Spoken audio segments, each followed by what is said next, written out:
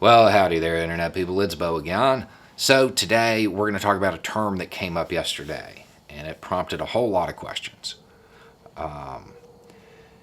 If you missed yesterday, an intelligence estimate came out, and it was forecasting the next 20 years or so. One of the key findings was that there's going to be a widening gap between what people expect of their governments, what they want their governments to do and provide, and what governments can or are willing to provide. And then it says that non-state actors will step in to fill the role. And that prompted the questions. Because if you have only heard that term on this channel, that's probably pretty scary. The only times I can think of me using it is in relation to foreign policy and conflict. So it's always been about armed groups. Doesn't have to be, though. It doesn't have to be. A non-state actor is simply a person, organization, or group that is performing a function that is typically seen as the purview of government, that is actually affecting change on the ground, but they're not part of a government. That's what a non-state actor is. They don't have to be armed. It doesn't have to be scary. Most large charities, if they're good at what they do, and they actually succeed at influencing things on the ground, they're non-state actors. To take it to another level and show you how it doesn't have to be scary at all, a whole lot of you are non-state actors.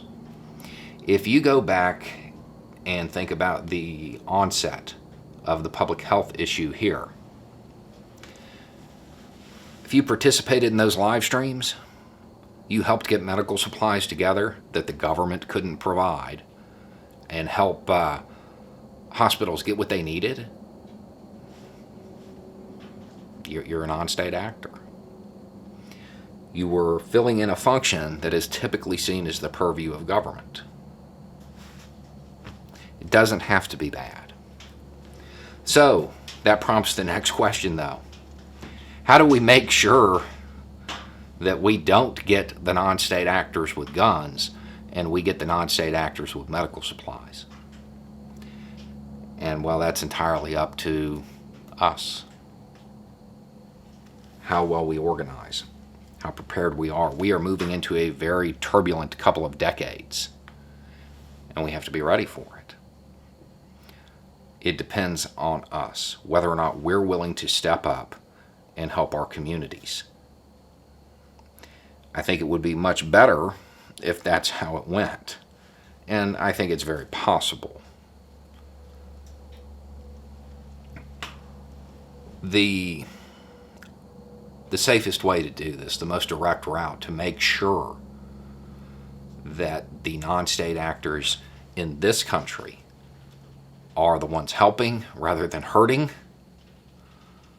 are to make sure we do it ourselves. We can lead ourselves on this. You know your local area's needs better than most, and there are other people who would want to help. You know, we've talked about community networks over and over and over again on this channel, and we're going to do a whole lot more on it.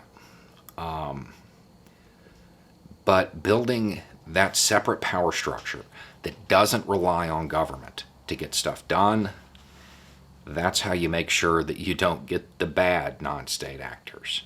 You go ahead and fill that vacuum yourself now. That way they don't have a foothold. They don't have a reason to show up. Now, again, this is all based off of an estimate. I think there's a little bit of time to get this stuff in place. But another key element in that estimate is that adaptability is key. That if societies want to move forward and want to really prosper through the next 20 years, they have to be adaptable. Our government in the United States is a pretty unwieldy machine. It's not very adaptable. It means it falls to us. And we can create those decentralized power structures to fill the gaps. We just have to start organizing now. We just have to be ready for it now.